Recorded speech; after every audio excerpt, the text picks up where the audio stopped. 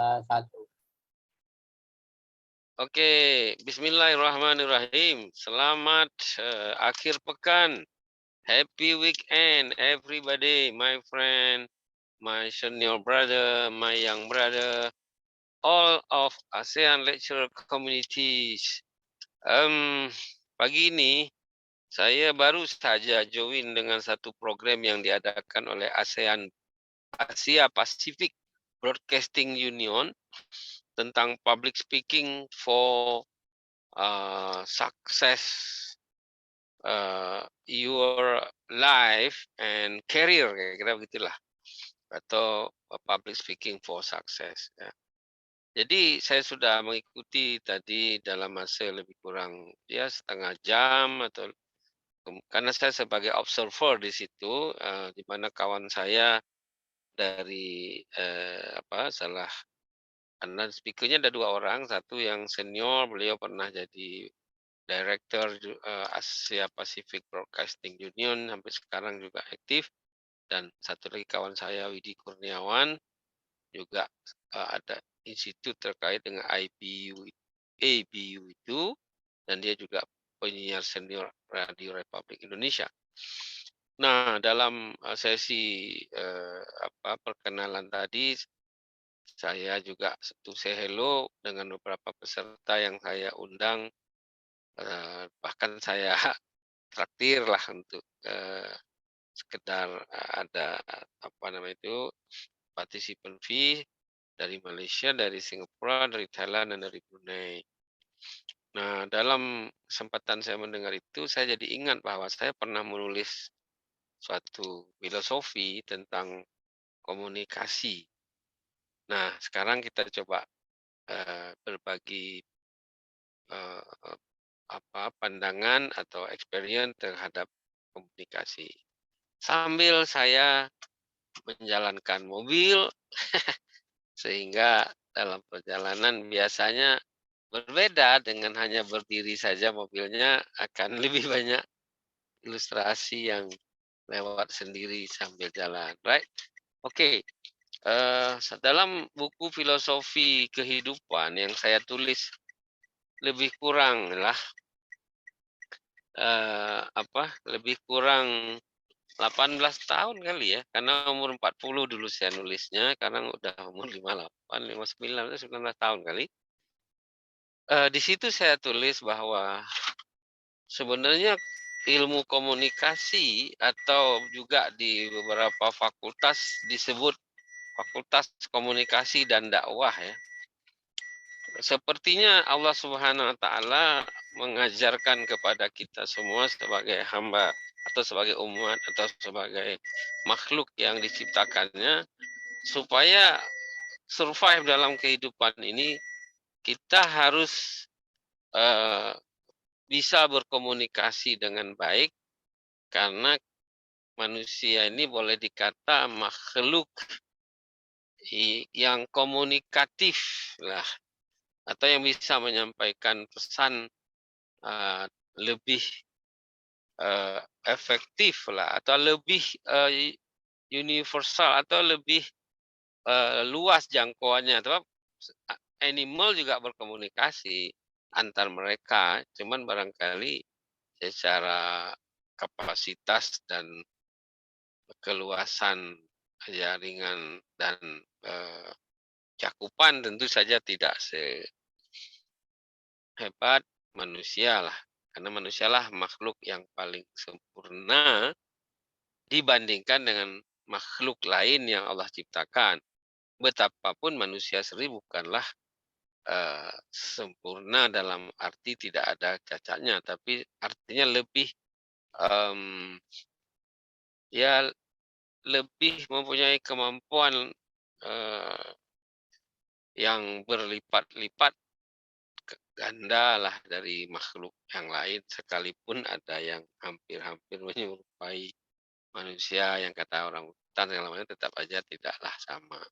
Oke, oleh karena itu dalam filosofi kehidupan itu saya sebutkan bahwa tanda bahwa Allah SWT mengarahkan kita supaya kita pertama kali belajar ilmu komunikasi adalah karena setiap kita yang lahir pasti, yang pertama kali ditunggu oleh orang tuanya, a bayi itu atau malah oleh kakek neneknya, paman, tantenya adalah mendengar dia menangis.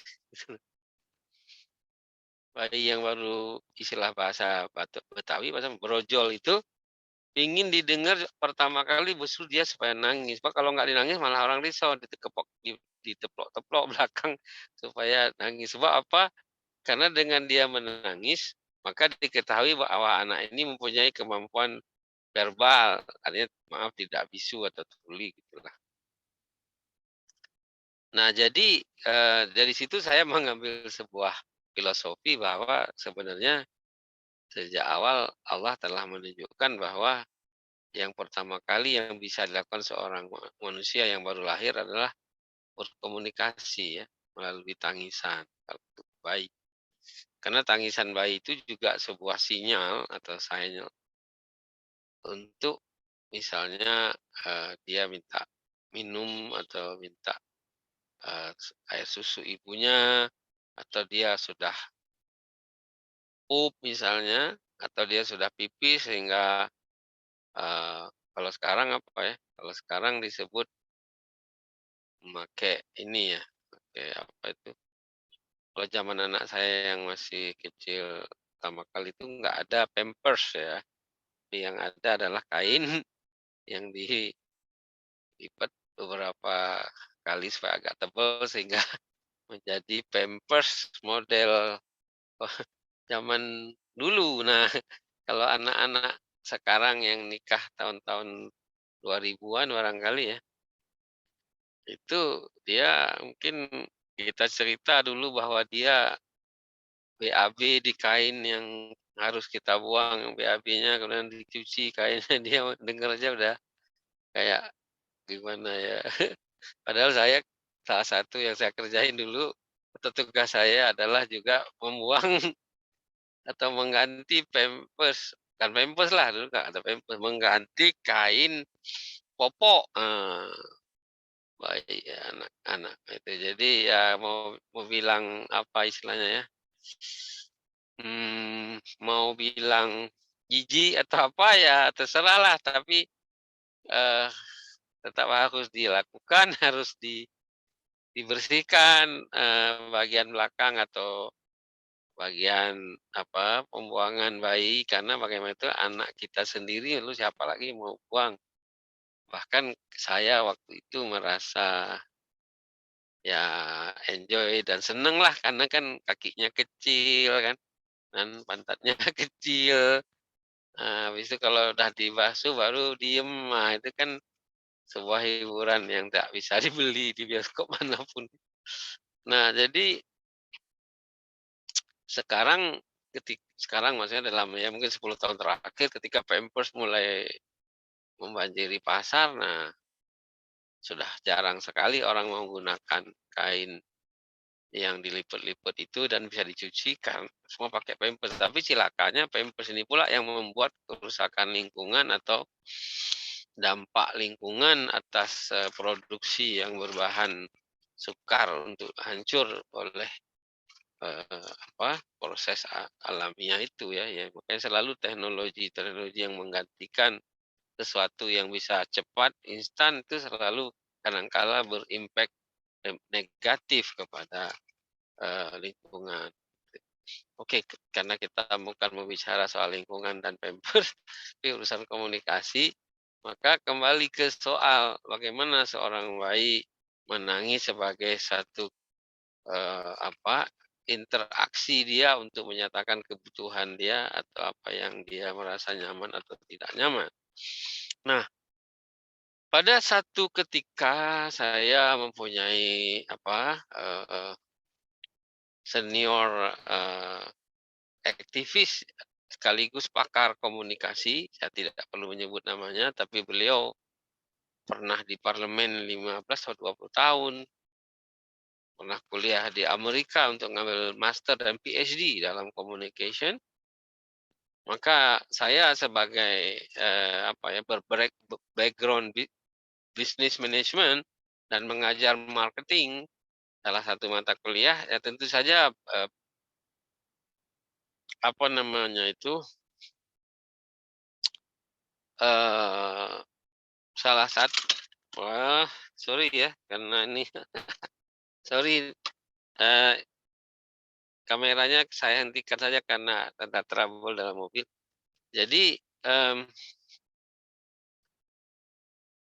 saya tahu bahwa marketing itu salah satu, eee, strategi yang harus dikuasai adalah communication ya, karena memarketingkan ini kan memasarkan produk kepada konsumen, perlu sekali strategi komunikasi, pemasaran yang sangat efektif ya, supaya apa, pesan ataupun, perkenalan produk maupun jasa itu ditangkap secara persis oleh konsumen. Makanya di dalam marketing itu promotion itu disebut dengan istilah lain strategi pemasaran ya.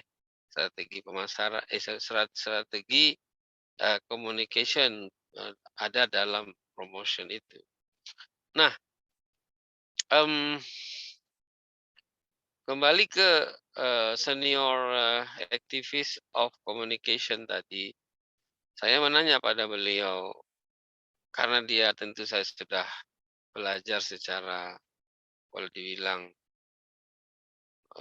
khatam lah gitu, apalagi kemudian beliau setiap tampil di media publik sangat, eee, interesting, orang memperhatikan apa yang dia sampaikan, tentu saja karena dia ahli dalam komunikasi, setingkat, Helmi Yahya saja, selalu menarik perhatian betapapun dia S1-nya adalah STAN, jadi akuntansi ya, tapi karena dia juga pernah mendalami komunikasi setelah dia mendapatkan, lanjutan kuliah ke Amerika dalam bidang, eee, kalau nggak ya Master Public Administration, jadi dia pun akhirnya mempunyai kemampuan berkomunikasi yang baik, setidaknya, menurut saya atau yang kita sering lihat sendiri di YouTube-nya. Nah, ketika saya tanya pada beliau, sebenarnya inti dari ilmu komunikasi itu apa? Yang dengan kata-kata inti ini semuanya bisa mencakup pemahamannya. Jadi kalau kita tanya pada orang pakar macam ini, sebaiknya kita tanya dengan sebuah pertanyaan yang mendasar gitu ya, yang yang komprehensif atau yang menyebabkan dia tidak terlalu panjang harus menjelaskan, tapi intisarinya yang sangat dapat kita ingat sepanjang waktu lah gitu ya. Jadi saya tanya, "What is the meaning of communication? And how can to good communication to public?" Nah, lalu saya terkejut ketika beliau mengatakan bahwa inti dari komunikasi itu adalah Al-Fatihah, kata beliau. Hah? Baru kali ini saya dengar sebuah, statement yang tidak biasa gitu. Saya terus mengejarnya ya, Al-Fatihah, what do you mean that? Apa yang Anda maksud sebenarnya? Lalu beliau bersedia mengeksplor, perhatikanlah 7 surat yang diulang-ulang itu dalam setiap bacaan Al-Quran, dalam bacaan sholat, bila tidak kita baca Fatihah nggak sah sholat, itu diawali dengan Bismillahirrahmanirrahim. Nah, itu kan artinya dengan nama Allah yang Maha Pengasih lagi Maha Penyayang. Jadi beliau kata, kalau kita itu kan komunikasi kita dengan Allah ya kan dalam sholat. Nah, ketika kita berkomunikasi dengan manusia, tetap perlu sekali kita mengedepankan rasa kasih sayang kita kepada audien gitu. Nah, itu kan saya pikir dilihat dalam buku manapun kayaknya nggak ada itu yang nulis atau yang menyampaikan apa yang saya dapat dari beliau ini. Jadi ketika, Mas Reza katanya waktu itu berkomunikasi, sejak awal itu harus ada soul-nya, ada satu rasa atau ada satu apa, nuansa dalam hati yang ingin berbagi sesuatu atau menyampaikan sesuatu dengan rasa kasih sayang sebagai temanlah, sebagai mahasiswalah, sebagai audien yang barangkali ingin mendapatkan sesuatu informasi dari kita dan sebagainya. Jadi jangan berkomunikasi misalnya dengan situasi atau dengan keadaan marah atau ingin membuat satu, apa namanya, flexing barangkali istilahnya sekarang, atau ingin menunjukkan, "Wah, sayalah yang berkuasa di sini." Nah, itu nggak akan, tersampaikan atau tersambut dari hati kepada hati-hati yang lain yang menjadi audien kita. Jadi, eee, kalimat bagaimana kita menyampaikan dengan, baik dengan mimik wajah, dengan body language, tentang respeknya kita, sayangnya kita kepada, audien yang menjadi, eee, apa namanya, komunikan kita pada saat kita menyampaikan sesuatu sebagai komunikator gitu ya. Nah yang kedua beliau mengatakan, setelah bismillah kan alhamdulillahirabbil alamin. Alhamdulillah ini kan kalau diartikan secara harfiah ya, segala puji hanya milik Allah semata. Alhamdulillah itu bukan terima kasih itu syukron, syukron kasiran gitu. Ini alhamdulillahirabbil alamin, segala puji hanya milik Allah semata-mata. Jadi ketika kita komunikasi, maka statement pertama yang terbaik untuk kita sampaikan adalah memuji orang lain yang barangkali bagian dari, speakers ataupun narasumber atau Eee, pejabat atau orang-orang tokoh-tokoh dan audiennya sendiri itu harus kita, to say hello first to, eee,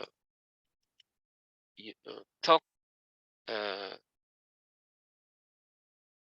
appreciate for, to them ya. Jadi penghargaan dan pujian sekaligus sebuah apresiasi untuk mereka. Termasuk kalau kita di dalam rapat misalnya, seringkali kita memberikan pandangan entah karena diminta atau kita ingin berinisiatif menyampaikannya, itu bagaimana kita ketika menyampaikan pendapat itu kita tetap memuji pandangan orang lain.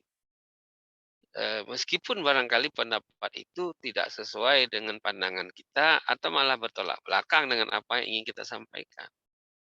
Ini penting banget karena seringkali kita dalam pertemuan-pertemuan apakah itu meeting atau musyawarah organisasi ataupun konferensi atau itu justru sering terjadi apa ya, semuanya ketegangan atau terjadi kubu-kubuan gitu atau terbelah, ininya, grupnya ini gara-gara kita merespon grup yang berbeda dengan kita dengan cara yang kurang mengapresiasi atau memberikan ya pujian kepada pandangan orang lain. Jadi alhamdulillahirobbilalamin segala puji milik Allah. Kalau di dalam sholat kan kita memuji Allah ya. Dalam komunikasi kita memuji, apa, ini kita sparring partner atau audien ataupun komunikan. Nah, kalaupun kita tidak bisa melakukan muji, setidaknya jangan menyampaikan satu pandangan berbasis, untuk meng-counter pandangan orang lain. Apalagi atau mengulang kalimat-kalimat yang diucapkan oleh orang sebelum kita, untuk kita ingin menyampaikan atau menimpa di atas kuatnya pendapat kita sehingga kita menganggap pendapat dia itu tidak perlu diperhatikan karena pendapat yang kita sampaikan atau akan sampaikan saat itu, itulah yang terbaik atau lebih baik. Nah, itu sebenarnya sudah sudah kontraproduktif. Jadi sebaiknya kita memuji pandangan orang lain, kalaupun tidak mampu atau tidak mau, ya setidaknya tidak mencela ataupun menimpalinya. Sampaikan saja pendapat kita sendiri secara independen gitu. Nah, kemudian setelah alhamdulillahirrabbilalamin ar-rahmanir-rahim. Ya itu seperti tadi di bismillah,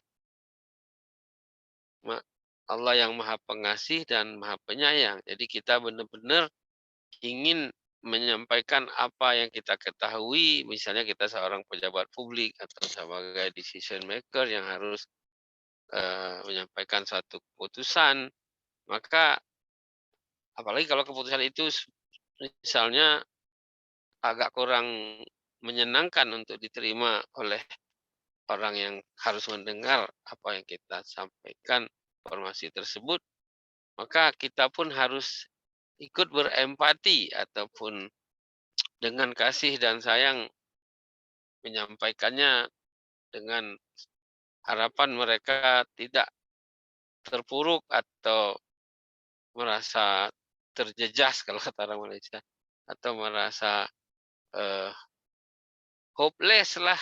Nah, jadi ya intinya haruslah dengan hati, dengan jiwa, dengan perasaan yang empati lah kepada yang menjadi target audiens yang yang kita hadapi itu. Kemudian maliki yaumiddin. Arti maliki yaumiddin ini kan segala sesuatu itu hanya milik Allah saja kan. Allah itu yang Al-Malik, yang memiliki atau menguasai segala sesuatu, hanya milik Allah. Artinya apa?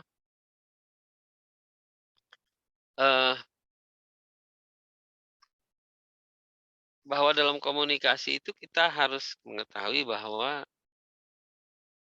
boleh jadi apa yang kita sampaikan itu bukan satu-satunya informasi atau ilmu pengetahuan atau pengalaman atau apapun yang lain, yang tidak ada yang lain yang lebih baik atau mungkin ti yang sebenarnya lebih produktif dari apa yang kita sampaikan. Karena kita harus tahu bahwa bukan kitalah pemilik segala sesuatu, baik ilmu, pengalaman maupun apa namanya itu, skill atau keterampilan dalam segala hal ya.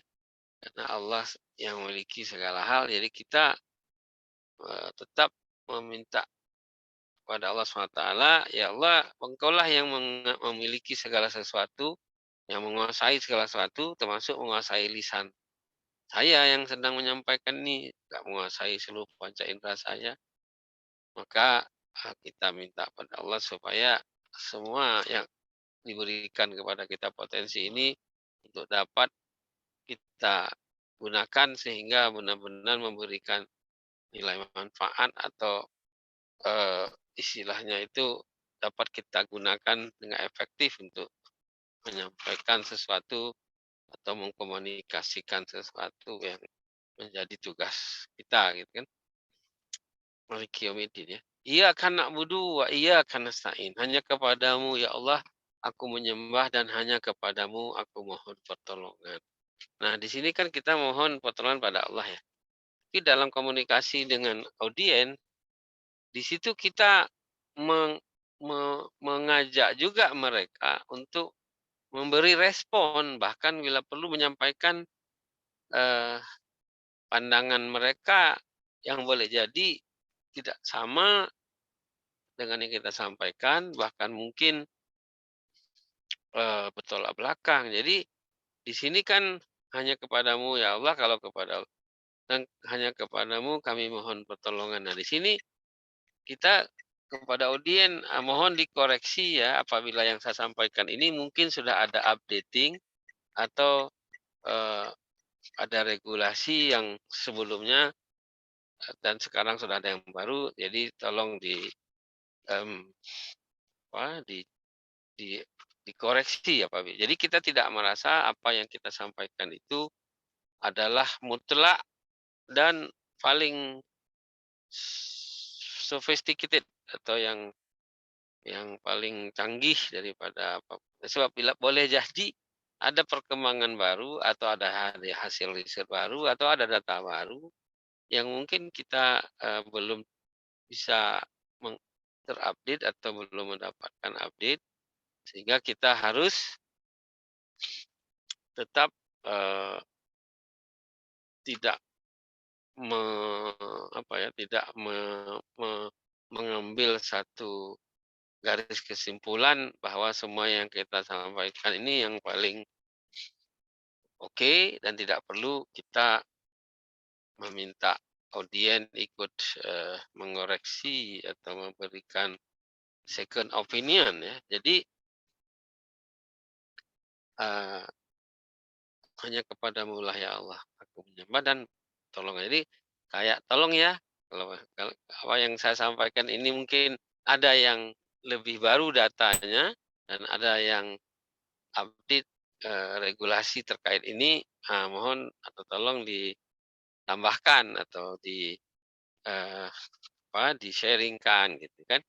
Nah itu sehingga orang merasa bahwa kita mengajak serta audien untuk, eee, apa namanya, ikut sharing, bahkan kita menghargai bahwa mereka pun boleh jadi mengetahui hal ini lebih baik dari kita, sehingga kita membuka diri untuk menerima responsi dari, audien kita gitu. Ya karena Allah ya karena ihdinas siratal mustaqim. Tunjukilah ya Allah, kepadaku jalan yang lurus. Nah, di sini ini penting banget ya, komunikan itu. Jadi tak boleh merekayasa dengan arti, ya melakukan manipulasi ataupun by design menyuruh misalnya seseorang untuk melakukan satu action yang sebenarnya nggak murni itu, tapi kita mendramatisirnya atau apalah namanya. Nah itu Malikiyah ini jalan yang lurus nih, apa kita sebagai yang menyampaikan ini harus benar-benar orang, bahkan pelaku pertamanya, atau jangan sampai yang diomongin lain, justru yang di lapangan lain lagi, bahkan bukan hanya lain, tapi lebih bertolak belakang. Misalnya maaf ya, kita pernah melihat video YouTube-nya Menteri Sosial, eee, yang korupsi bansos Covid, itu kan dia ada di YouTube yang saya terima juga, menyampaikan satu briefing kepada stafnya di Kementerian Sosial supaya menghindari korupsi, bla bla bla. Hanya beberapa minggu kemudian dia yang ketangkap oleh KPK. Ini kan namanya apa yang dia omongin, dia himbau kepada orang lain, dia sendiri pelakunya, kan gimana mau komunikasi. Capek deh, apalagi orang lain udah tahu, misalnya di kementerian dia udah tahu kelakuannya, apa yang orang mau dengar dia ngomong. Nah, siratal ladzina jadi siratal ladzina an'amta 'alaihim, jadi ihdinas siratal mustaqim tadi sudah yang lurus, siratal ladzina an'amta 'alaihim, kan artinya kan jalan yang orang orang telah Engkau beri kenikmatan kepada mereka, kebahagiaan. Nah, jadi dalam hal ini kebahagiaan bagaimana membuat audien kita itu dan, ya tercerahkan dan merasa, mmm, apa namanya itu, mmm, gembira ya dengan, apa yang didiskusikan, yang didengarkan, yang kemudian, interesting bagi mereka. Tentu saja dengan cara-cara kita harus menyiapkan bahan presentasi yang menarik, kemudian audio visual yang memadai, dan sebagainya lah dalam menunjang, eee, orang bahagia dalam mendengar sharing dan komunikasi kita gitu kan. Kemudian yang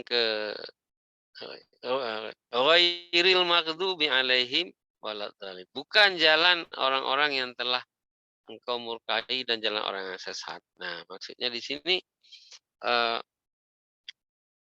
kalau kita kaitkan kepada komunikasi yang Al-Fatihah tadi, kalau ghairil maghdubi bukan jalan-jalan jadi jangan kemudian kita meniru cara-cara orang-orang yang sudah ketahuan tidak disukai. Misalnya, eee, maaf ya, ada satu organisasi atau malah di kampus nih, jadi beliau itu minta disebut, kepada beliau Bapak, eee dalam arti, eee, ini orang usianya baru 50 gitu, tapi ketika ngomong sa membawa kata-kata, "Bapak, ini orang dari dulu berjuang bla bla bla, kemudian jangan pernah mengkritik Bapak. Bapak ini lebih duluan lahir dan berjuang daripada kalian."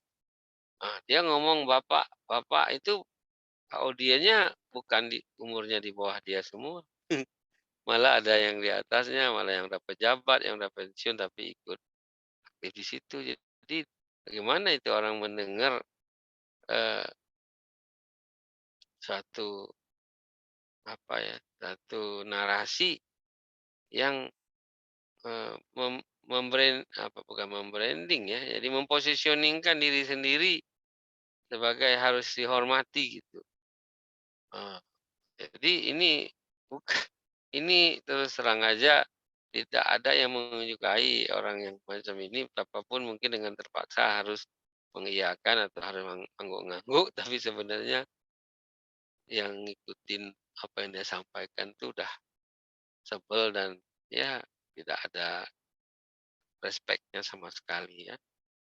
Jadi, amin, ya Allah terimalah permohonanku. Artinya di sini kita pun mengakhirinya, ya semoga yang saya sampaikan ini ada manfaatnya setidaknya bagi diri saya sendiri dan bagi, teman-teman yang boleh jadi sebagian sudah mengetahui atau lebih baik, pengetahuannya dari yang saya sampaikan, tapi yang belum boleh jadi di antara yang hadir ada yang mendapatkan manfaatnya juga dari apa yang saya sampaikan. Demikianlah, nah gitu kan. Ya demikianlah saya juga.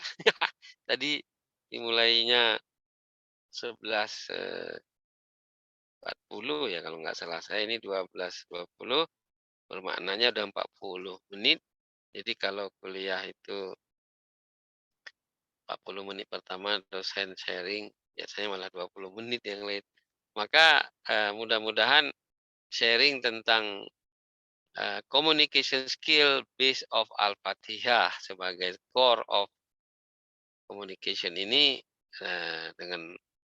dengan pendekatan analogical ya, menganalogi kepada komunikasi kita dengan Allah SWT dalam sholat yang 5 waktu atau 17 rakaat setiap hari, mudah-mudahan dapat pula menjadi, eee, pedoman bagi kita ketika kita lupa dalam komunikasi, eee, atau udah dongkol atau udah tidak mood, kita harus ingat bahwa kita harus menyampaikan dengan kasih sayang, dengan bismillahirrahmanirrahim. Ketika kita memulainya harus ingat alhamdulillahirrabbilalamin, kita harus memuji, audien kita, partners, bicara kita dan seterusnya. Dan tanpa saya mengulang lagi, mudah-mudahan apa yang disampaikan tadi bisa diingat-ingat, bagaimanapun itu bukan ilmu saya juga, saya review atau kembali apa yang saya pernah dengar dari seorang pakar yang kebenaran rekam jejak kemampuannya dalam ilmu komunikasi sampai PhD di di negara paman Sam sana, dan kemudian balik ke Indonesia menjadi aktivis, dan bahkan kemudian masuk dalam satu partai berkuasa pada Orde Baru dulu. Beliau sampai terpilih 4 kali ya, jadi 20 tahun lah di parlemen.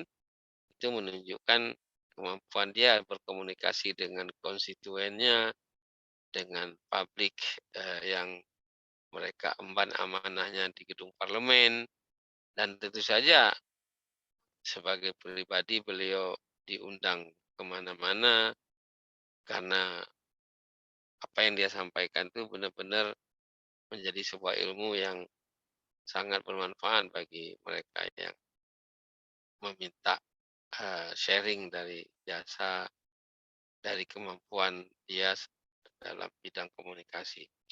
Demikian, sebagaimana biasanya, kita harus pergi ke taman sebentar untuk mengambil daun sirih, karena daun sirih itu daun kayu. Terima kasih. Thank you, Kang Indah Gumilang di Tangerang, Pasar Kamis. Tapi tidak dekat Pasar Jumat sebenarnya.